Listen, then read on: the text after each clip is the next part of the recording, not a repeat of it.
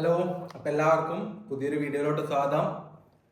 അപ്പോൾ ഇന്നത്തെ വീഡിയോ തുടങ്ങുന്നതിന് മുന്നേ ഇന്ന് മെയ് 21 നമ്മുടെ മലയാളത്തിന്റെ മഹാനടനായിട്ടുള്ള മോഹൻലാലിന്റെ പിറന്നാളാണെന്ന്. അപ്പം ഹാപ്പി ബർത്ത്ഡേ ലാലേട്ട. മലയാള സിനിമയ്ക്ക് അങ്ങേപോലെ ഒരാളെ കിട്ടിയതിൽ ഞങ്ങൾക്ക് ഒരുപാട് സന്തോഷമുണ്ട്. അപ്പം ഇന്ന് പറയാൻ വന്നത് നമ്മുടെ ദൃശ്യം 3 പറ്റിയാണ്. നമ്മളെ ദൃശ്യം ഈ മാസം ആദ്യം ഇറങ്ങേണ്ടതായിരുന്നു. പിന്നെ എനിക്ക് തോന്നുന്നു മോഹൻലാലിന്റെ പിറന്നാൾ ദിവസം ഇറക്കാന്ന് വെച്ചിട്ടായിരിക്കണം മെയ് 21 വരെ കാത്തിരുന്നത്. അപ്പം അങ്ങനെ ഒടുവിൽ നമ്മുടെ ദൃശ്യം തിയേറ്ററുകളിൽ വന്നിട്ടുണ്ട്. ഞാൻ രാവിലെ തന്നെ പോയിട്ട് ഫസ്റ്റ് ഷോ കാണുന്നതാണ്. അപ്പം ഇന്ന് ഫാൻ ഷോ ഉള്ളതുകൊണ്ട് നമ്മുടെ ഫസ്റ്റ് ഷോ കുറച്ച് ലേറ്റ് ആയിട്ടാണ് തുടങ്ങിയത്. എന്തായാലും ആദ്യത്തെ ഷോ നമ്മുടെ ആദ്യത്തെ പ്രേക്ഷകർ എപ്പോഴും സിനിമേനെയും ആ നായകനെയൊക്കെ സ്നേഹിക്കുന്നവരൊക്കെ അവരുടെ കൂടെ ഇരുന്നാണ് കണ്ടത്. അപ്പോഴേ ഒരു പഞ്ച് ഉണ്ടാവുള്ളൂ. അപ്പം അങ്ങനത്തെ ആ സിനിമയൊക്കെ കണ്ട് വന്നിട്ടുണ്ട്. ഇനിയിപ്പോൾ നമ്മൾ മൂവിയിലോട്ട് വന്നാൽ അറിയാം, നമ്മളെ ദൃശ്യം 1, 2 നമുക്ക് തിയേറ്ററിൽ കാണാൻ പറ്റിയിട്ടില്ല. 1 നമ്മൾ കണ്ടത്. 1 കണ്ട അതിന്റെ ഒരു വലിയ വിജയം, മലയാളത്തിലെ തന്നെ ഏറ്റവും വലിയ വിജയങ്ങളിലൊന്നായിട്ടുള്ള ദൃശ്യം 1 ശേഷം ദൃശ്യം 2 OTT ആണ് റിലീസ് ചെയ്തത്. നമ്മുടെ കോവിഡ് കാലത്തായിരുന്നു. അതിനുശേഷം ദൃശ്യം സീരീസിലെ 3ാമത്തെ സിനിമയാണ്.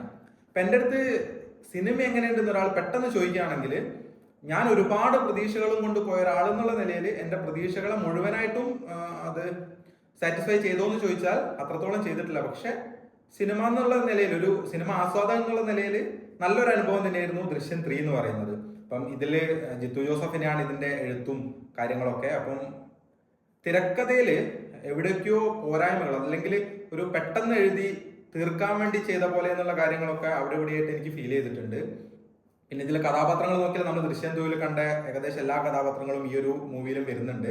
ഇപ്പൊ ദൃശ്യം 3 വന്നപ്പോൾ എനിക്ക് തോന്നിയ ഒരു കാര്യം എന്താണെന്ന് വെച്ചാൽ, പ്രേക്ഷകന് ആവേശം തരുന്ന ട്വിസ്റ്റുകൾ അല്ലെങ്കിൽ ആവേശം തരുന്ന സന്ദർഭങ്ങൾ സിനിമയിൽ കുറവായിരുന്നു എന്നൊരു സംശയം തോന്നി. അതായത് സിനിമയുടെ ആദ്യ ഹാഫ് എന്ന് പറയുന്നത് ശരിക്കും സിനിമയിലോട്ട് ഇറങ്ങി വരുന്ന പോലെ, അതായത് ദൃശ്യം സീരീസ് നമ്മൾ ഫസ്റ്റും സെക്കൻഡും കണ്ടാൽ മനസ്സിലാവും കഥാപാത്രങ്ങൾ എങ്ങനെ ഒരു മൂവി ബിൽഡ് ചെയ്ത് കൊണ്ടുവരുന്ന പോലെ വളരെ സ്ലോയിലാണ് സിനിമ കഥ പറഞ്ഞു വരുന്നത്. എന്നാൽ ഫസ്റ്റ് ഹാഫിന്റെ അവസാനം, അതായത് ഇന്റർവെൽ പഞ്ച് എന്ന് പറയുന്നത് ശരിക്കും നമ്മളെ പെട്ടെന്ന് ത്രില്ലിങ്ങിലോട്ട് കൊണ്ടുപോകുന്ന ഒരു സംഭവം തന്നെയായിരുന്നു. കാരണം ഒരു കഥാപാത്രത്തെ കാണിച്ചുകൊണ്ടാണ് ഫസ്റ്റ് ഹാഫ് അവസാനിക്കുന്നത്. അപ്പൊ അത് വളരെ നമ്മളെ ഇനി എന്താ സംഭവിക്കുക എന്നുള്ളൊരു തോന്നൽ നമുക്ക് ഉണ്ടാക്കുന്ന ഒരു ഫസ്റ്റ് ഹാഫിന്റെ അവസാനം തന്നെയായിരുന്നു. പക്ഷെ സെക്കൻഡ് ഹാഫിലോട്ട് വന്നപ്പം കഥ പിന്നെ എന്തൊക്കെയോ ആയിപ്പോയി. നിങ്ങൾ ട്രെയിലർ കണ്ടിട്ടുണ്ടെങ്കിൽ മനസ്സിലാവും. ഇതിൽ വീണ നന്ദകുമാർ, നമ്മുടെ കെട്ടിയോളാന്റെ മാലാഖയിലൊക്കെ അഭിനയിച്ചിട്ടുള്ള വീണ ഇതിലൊരു മാധ്യമ പ്രവർത്തകയായിട്ട്, നിങ്ങൾ കൂടുതൽ കാര്യങ്ങൾ ഞാൻ പറയാത്തത് ഒരു രീതിയിലും സ്പോയിലർ ആയിട്ടുള്ള കാര്യങ്ങൾ പറയുന്നില്ല എന്നുള്ളതുകൊണ്ടാണ്. അപ്പൊ വീണ ഇതിൽ മാധ്യമ പ്രവർത്തകയായിട്ട് വരുന്നുണ്ട്.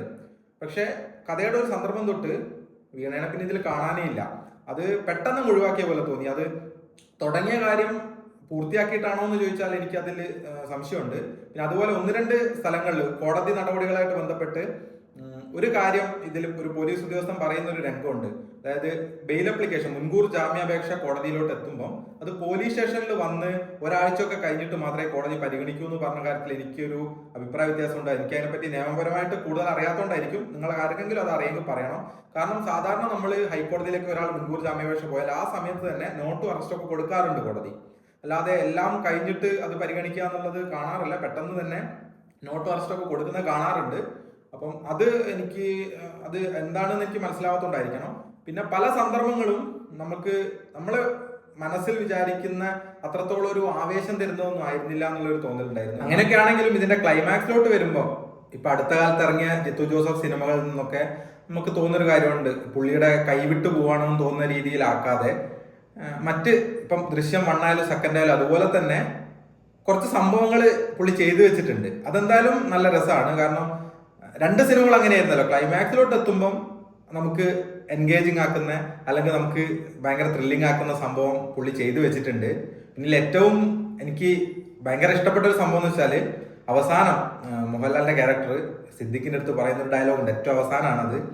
അതും നമുക്ക് ഭയങ്കര രോമാഞ്ചം തരുന്ന ഒരു സീനായിരുന്നു. അത് നല്ല കയ്യടി കിട്ടിയ 2 സന്ദർഭങ്ങൾ, ഒന്ന് കോടതിയിൽ നടക്കുന്ന ഒരു സീൻ ഇതിൽ വരുന്നുണ്ട്. അതുപോലെ തന്നെയായിരുന്നു അവസാനം മോഹൻലാൽ പറയുന്ന ഒരു പഞ്ച് ഡയലോഗ് ഉണ്ട്. അത് സംഭവം കുറച്ച് ചെറിയൊരു സംഭവമാണ്, പക്ഷെ അത് വല്ലാത്ത ഒരു രോമാഞ്ചം ഉണ്ടാക്കുന്ന ഒരു സന്ദർഭം തന്നെയായിരുന്നു. നമ്മൾ ദൃശ്യം 1ഉം 2ഉം ഒക്കെ കണ്ടതിന് ശേഷം അതിലും വലുത് പ്രതീക്ഷിച്ച് പോകുന്ന ഒരാളെ അത്രത്തോളം സാറ്റിസ്ഫൈ ചെയ്യിക്കും എന്ന് എനിക്ക് തോന്നുന്നില്ല. പക്ഷെ ഇതൊന്നും ഇല്ലാതെ നല്ലൊരു സിനിമ എന്നുള്ള രീതിയിൽ നിങ്ങൾ പോയി കാണുകയാണെങ്കിൽ ഒരിക്കലും നിങ്ങളെ നിരാശപ്പെടുത്താത്ത ഒരു സിനിമയായിരിക്കും ദൃശ്യം 3 എന്ന് പറയുന്നത്. എന്തിനായാലും നിങ്ങളൊക്കെ തിയേറ്ററിൽ പോയിട്ട് കണ്ടു നോക്കുക. നിങ്ങളുടെ അഭിപ്രായങ്ങൾ എന്നിട്ട് പറയാ. ഞാനീ പറഞ്ഞത് എൻ്റെ അഭിപ്രായമാണ്. അപ്പൊ അതിൽ ചിലപ്പം നിങ്ങൾക്ക് ഇതിനോട് യോജിക്കുന്നവരുണ്ടാവും. പിന്നെ സിനിമയുടെ കൂടുതൽ കാര്യങ്ങൾ ഞാൻ പറയുന്നില്ല, കാരണം സ്പോയിലർ ആയിട്ടുള്ള ഒരു കാര്യവും പറയാൻ പാടില്ല. പിന്നെ ഒരുപാട് കഥാപാത്രങ്ങൾ ഇതിൽ വരുന്നുണ്ട്. അത് വിക്കിപീഡിയയിലൊക്കെ നിങ്ങൾ നോക്കിയാൽ ഇതിന്റെ കാസ്റ്റിൽ നിങ്ങൾക്ക് കാണാൻ പറ്റും. അതുപോലും ഞാൻ പറയാത്തത്, ഈ സിനിമയിൽ വലിയ പ്രാധാന്യം ഇല്ലെങ്കിലും ആ കഥാപാത്രങ്ങളെ ഞാൻ പറയാത്തത് അവരത് ട്രെയിലറിലും മറ്റും കാണിച്ചിട്ടില്ല എന്നുള്ളത് കൊണ്ടാണ്. അപ്പം എന്തായാലും നിങ്ങൾ പോയിട്ട് സിനിമ കാണുക, എന്നിട്ട് നിങ്ങളുടെ അഭിപ്രായങ്ങൾ കമന്റ് ബോക്സിൽ പങ്കുവെക്കുക. അപ്പൊ നമുക്ക് മറ്റൊരു ദിവസം മറ്റൊരു വീഡിയോ ആയിട്ട് കാണാം. അതുവരെ എല്ലാവർക്കും ബൈ ബൈ.